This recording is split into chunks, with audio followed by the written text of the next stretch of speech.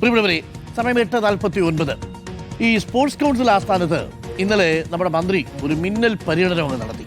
Sports council ആസ്ഥാനത്ത് കായിക മന്ത്രിയുടെ മിന്നൽ പരിശോധന. പൈക്ക ഫണ്ട് വഴിവാങ്ങി ഗോഡൌണിൽ തള്ളിയ കായിക ഉപകരണങ്ങൾ മന്ത്രി OJ ജനീഷ് നേരിട്ട് കണ്ടു. ഉദ്യോഗസ്ഥരിൽ നിന്ന് നേരിട്ട് വിശദീകരണം തേടി. കഴിഞ്ഞ ദിവസം ഉച്ചകഴിഞ്ഞായിരുന്നു സന്ദർശനം. അസിസ്റ്റന്റ് സെക്രട്ടറിമാരടക്കം ഇല്ലാതിരുന്നവരെ വിളിച്ചു വരുത്തുകയും ചെയ്തു. ഗോകുൽനാഥ് ഉണ്ട് കൂടുതൽ വിവരങ്ങളുമായി. ഗോകുൽനാഥ്, കായിക വകുപ്പ് മന്ത്രി OJ ജനീഷിന്റെ മിന്നൽ സന്ദർശനം ഈ സ്പോർട്സ് കൗൺസിൽ ആസ്ഥാനത്തുള്ളവരാരും അറിഞ്ഞില്ലെന്ന് തോന്നുന്നു അല്ലേ? ഉദ്യോഗസ്ഥര് പെട്ടു എന്ന് വേണമെങ്കിൽ പറയാമല്ലേ?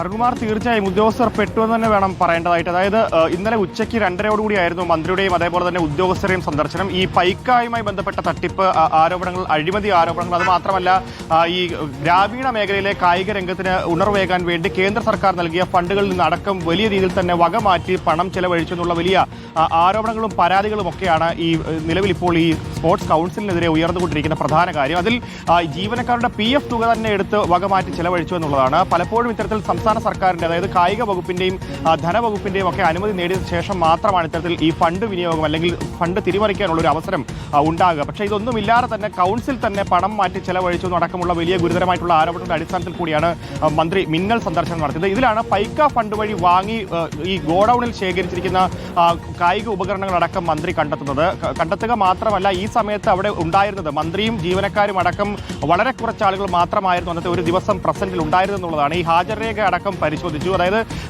കോവിഡിന് മുൻപ് പഞ്ചിങ് സംവിധാനം ഉണ്ടായിരുന്നു. അതിനുശേഷം പഞ്ചിങ് സംവിധാനം നിർത്തലാക്കി. അതായത് പഞ്ചിങ് സംവിധാനത്തിന് തകരാറുണ്ടായി എന്നുള്ളതാണ് ജീവനക്കാർ പറയുന്നത്. അതിന്റെ അടിസ്ഥാനത്തിൽ പിന്നീട് ഈ പഞ്ചിങ് സംവിധാനം വീണ്ടും നടപ്പിലാക്കിയില്ല. അതുകൊണ്ട് തന്നെ വലിയ ബുദ്ധിമുട്ടിലേക്ക് കാര്യങ്ങൾ നീങ്ങുന്നുമുണ്ട് എന്നുള്ളതാണ്. പലതരത്തിലുള്ള അഴിമതി ആരോപണങ്ങളാണ് ഇപ്പോൾ സ്പോർട്സ് കൗൺസിലിനെതിരെ ഉയർന്നുകൊണ്ടിരിക്കുന്നത്. പ്രധാനമായും ഈ PF ഫണ്ട് വിനിയോഗം, അത് മാത്രമല്ല ഈ കേരളത്തെ സംബന്ധിച്ച് പോകുന്ന, അല്ലെങ്കിൽ കേരളത്തെ പ്രതിനിധീകരിച്ച് പോകുന്ന ഈ കായിക താരങ്ങൾക്ക് ഒരിക്കൽ ജേഴ്സി ഇല്ലാതെ വരുന്ന അവസ്ഥ, പലപ്പോഴും അനുഭാവപൂർവ്വമല്ലാത്ത പെരുമാറ്റം ഉണ്ടാകുന്ന സാഹചര്യം പോലും കായിക വിദ്യാർത്ഥികൾക്ക് ഉണ്ടാകുന്നു എന്നുള്ളതാണ്. അതിന്റെ അടിസ്ഥാനത്തിൽ കൂടിയാണ് ഇന്നലെ മിന്നൽ പരിശോധന നടത്തുന്നത്. ഇതിൽ വലിയ രീതിയിലുള്ള അഴിമതികൾ കാര്യങ്ങളൊക്കെ കണ്ടെത്തിയിട്ടുണ്ടെന്ന് തന്നെയാണ് ഇപ്പോൾ വകുപ്പ് സെക്രട്ടറി തന്നെ പറയുന്നത്.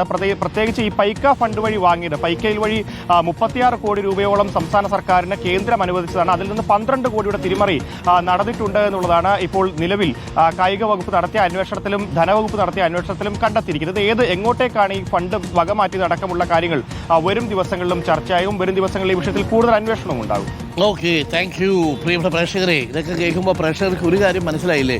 നമ്മൾ അർജന്റീനയ്ക്ക് വേണ്ടിയിട്ടും, നമ്മൾ സ്പെയിന് വേണ്ടിയിട്ടും, ഫ്രാൻസിന് വേണ്ടിയിട്ടും, ബ്രസീലിന് വേണ്ടിയിട്ടും എല്ലാം നമ്മൾ കുപ്പായം ഇട്ട് നമ്മൾ പ്രാർത്ഥിച്ച് നമ്മൾ ഫുട്ബോൾ കളി കാണാൻ നിൽക്കും. എന്തുകൊണ്ടാണ് നമ്മുടെ രാജ്യമായ ഇന്ത്യക്ക് വേണ്ടി നമുക്ക് അങ്ങനൊരു അവസരം കിട്ടാത്തത്?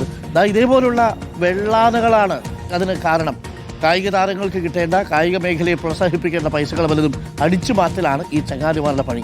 ഇങ്ങനെയുള്ള കുറേ സ്പോർട്സ് കൗൺസിലുകളും ഇങ്ങനെയുള്ള സ്ഥാപനങ്ങളും ഉണ്ടെങ്കിൽ, ഉദ്യോഗസ്ഥരുണ്ടെങ്കിൽ ഇതൊന്നും നന്നാവാനും നേരിട്ട് ഒന്നും പോകുന്നില്ല. അതിനിടയിലാണ് മിനിസ്റ്റർ കൊണ്ട് പറ്റാവുന്നത് ചെയ്തു. മന്ത്രി OJ ജനീഷ് നേരിട്ട് പോയി അവിടെ ഒരു മിന്നൽ പരിശോധനയാണ് നടത്തിയത്. അപ്പോഴാണ് ക്രമക്കേടുകൾ ബോധ്യമായത്. പല ഓഫീസുകളിലേക്കും ഇങ്ങനെ മിന്നൽ സന്ദർശനമൊക്കെ നടത്തുമ്പോൾ പുറത്തു വരും എന്താണ് യഥാർത്ഥത്തിൽ ആ ഓഫീസ് ചെയ്തുകൊണ്ടിരിക്കുന്നത് എന്നത്.